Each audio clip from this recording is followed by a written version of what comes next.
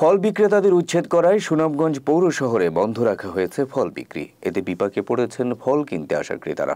মামলার ভয়ে ব্যবসা বন্ধ রেখেছেন বলে জানিয়েছেন ব্যবসায়ীরা। বৃহস্পতিবার বিকেলে সরেজমিনে ঘুরে দেখা গেছে সুনামগঞ্জ পৌর শহরের ডাকঘর প্রাঙ্গণ থেকে গড়ে ওঠা ট্রাফিক পয়েন্ট পর্যন্ত সকল ফলের দোকান বন্ধ রয়েছে।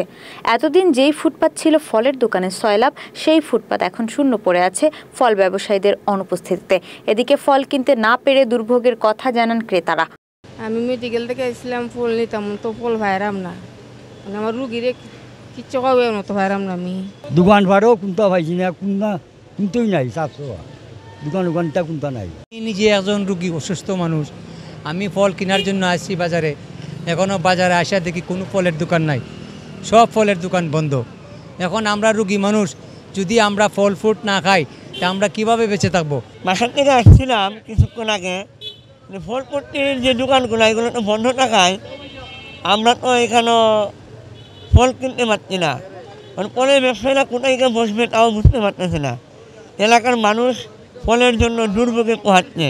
তবে ব্যবসায়ীরা বলছেন প্রশাসনের সর্বাত্মক সহযোগিতা পেলে আবারও ফল বিক্রি শুরু করবেন তারা।